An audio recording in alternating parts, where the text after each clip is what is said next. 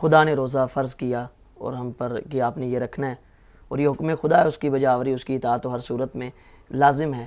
اب صبح اذان صبح سے لے کر مغرب تک کچھ چیزیں ہیں کھانے پینے والی یا جو بھی مبتلات روزہ بیان ہے ان سے رکنا ہے۔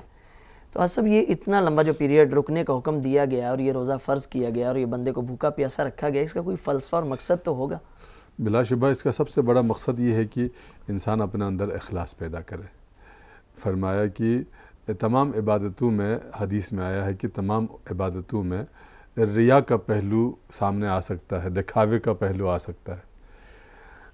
اس لیے سرکار نے فرمایا کہ اللہ نے فرمایا ہے، حدیث قدسی کا لفظ ہے، الصوم لی وانا اجزی بی، سبحان اللہ، روزہ خالص میرے لیے ہے اور جزا بھی میں نے اور ہی دینی، جزا میں خصوصی طور سے اس کو دوں گا۔ سبحان اللہ، سبحان روزہ کچھ ایسی کیفیت کا نام ہے کہ جس میں کسی کو علم نہیں ہوتا جب تک آدمی خود ظاہر نہ کرے۔ فرض کرے ابھی ہم دونوں یہاں ایک دوسرے کے سامنے بیٹھے ہیں اور ہمارے یہ جوان کیمرہ مین یہاں تشریف رکھتے ہیں، کسی کو کیا پتا ہم میں سے کس نے روزہ رکھا ہے کس نے نہیں رکھا؟ یہ صرف خدا کو معلوم ہے۔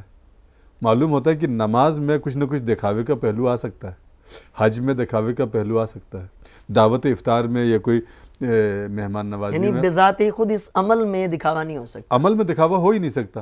لہٰذا جو روزہ رکھ کے کسی کو معلوم بھی نہیں ہونے دیتا ہے اور معلوم ہوتا بھی نہیں ہے جب تک بتائے نہیں وہ کہ میں روزے سے ہوں، تو یہ خالص ترین عمل ہے۔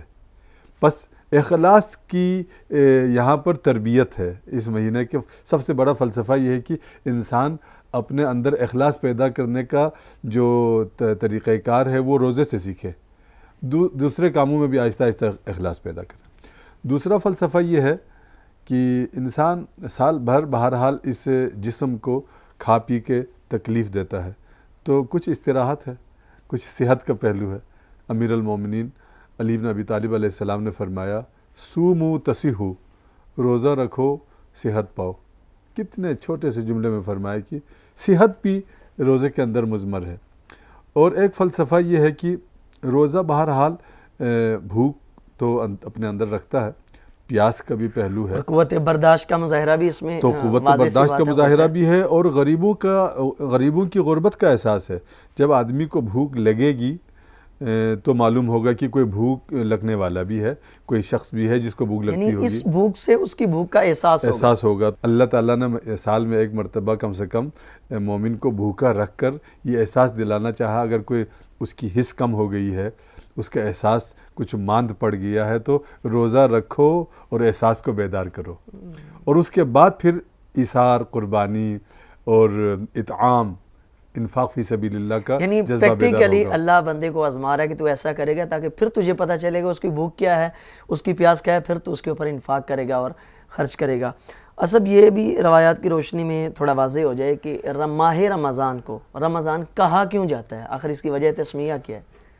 ماہ مبارک رمضان، اصل رمضان، قرآن کریم میں جو لفظ رمضان آیا ہے اس کا ایک لغوی بہت گہری تعبیر ہے، وہ یہ ہے کہ رمض یرمزو عربی کا لفظ ہے، اس کا مطلب ہے جلا دینا، بالکل جس کو کہتے ہیں نا جلانے کو، وہ بھی ہر آگ لگا کے کسی لکڑی کو، کاغذ کو، کپڑے کو جلانے والی کیفیت نہیں، بلکہ جیسے آپ بھٹی میں کسی چیز کو ڈال کر جلا دیتے ہیں، اس کیفیت میں جلانے کو رمضہ کہتے ہیں۔ گویا ماہ مبارک رمضان کے لفظ کے اندر بھی یہ پہلو ہے کہ آدمی جب رمضان میں اگر خلوص سے داخل ہو جائے اور رمضان کی شرائط کے مطابق، ماہ رمضان کی شرائط کے مطابق روزے رکھے، تو اس کے گزشتہ گناہوں کو یہ ماہ مبارک جلا دیتا ہے، سبحان اللہ، اور اس کو پاک کر دیتا ہے۔ کیا خوبصورت جیسے فرض تسمیہ ہے۔ کیجئے کسی چیز پر زنگ لگا ہوا ہے لوہے کے اوپر، اس زنگ کو اتارنے میں دشواری ہو تو اسے جلا دیتے ہیں، تو وہ لوہا پھر شفاف ہو جاتا ہے۔ ظاہر تکلیف ہوتی ہے، لیکن یہ کہ اس کے نتیجے میں صفائی ہو جاتی ہے۔ اس میں تھوڑی سی تکلیف ہے۔ قرآن کریم کے اندر ایک آیت کریمہ ہے کہ ہم تم سے بھوک اور پیاس، مال میں کمی، جان میں کمی، ثمرات میں کمی کے ذریعے سے امتحان لیں گے، آزمائیں گے۔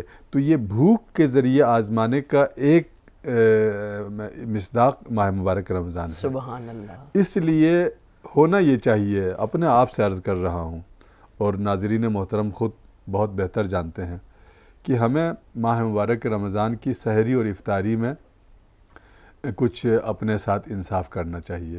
یہ نہ ہو کہ دن میں بھوک سے ہوں اور اس کی کثر افطاری پہ نکالے یا سحری پہ نکالے، پھر ماہ رمضان کا فلسفہ کم ہو جاتا ہے یا ختم ہو جاتا ہے۔ ماشاءاللہ صاحب، بہت خوبصورت انداز میں ہم نے بھی چاہا کہ ماہ رمضان کے احکام شرعیہ پہنچنے سے پہلے کچھ فضائل اور اس میں ہماری جو ذمہ داریاں بنتی ہیں وہ ناظرین تک پہنچ جائیں۔ بہت خوبصورت انداز میں آپ نے سوالات کے جوابات پیش فرمائے اور ہمارے ناظرین تک یہ میسج بھی پہنچا۔ میں تہہ دل سے شکر گزار ہوں۔ آصف آپ پروگرام میں تشریف لائے۔ ناظرین، آپ نے آغا جان کی گفتگو ملاحظہ فرمائی کہ آج ہم نے بہت اہم اور مختصر ترین وقت میں یہ سوالات کے جوابات آپ تک پہنچائے۔ پہلا یہ کہ ماہ رمضان بڑی عظمتوں اور برکتوں بڑا مہینہ ہے، تو اس میں ہمیں چاہیے ہم اللہ کی رحمتیں سمیٹ لیں اور اپنے گناہ جو ہیں بخشوا لیں، تاکہ خدا کی بارگاہ میں اس طرح سرخرو ہو جائیں جس طرح اللہ چاہتا ہے۔ اور روزوں کا فلسفہ بھی یہی ہے، تاکہ بندہ بھوکا رہے، پیاسا رہے، تو اسے ان لوگوں کی بھوک اور پیاس کا احساس ہو سکے کہ جنہیں نہ کچھ کھانے کو ملتا ہے نہ کچھ پینے کو ملتا ہے۔ اور بڑا جو مرکزی فلسفہ وہ یہی ہے کہ تم صاحب تقوی بن جاؤ، کہ تم متقی بن جاؤ۔ اسی لیے قرآن مجید نے بھی یہ میسج واضح طور پر بتا دیا، ان اکرمکم عند اللہ اتقاکم، کہ خدا کے نزدیک سب سے زیادہ محبوب اور باعزت باوقار وہ شخص ہے جو تقوی میں سب سے زیادہ بلند ہے۔ ناظرین، اسی کے ساتھ اجازت دیجیے۔ اللہ حافظ۔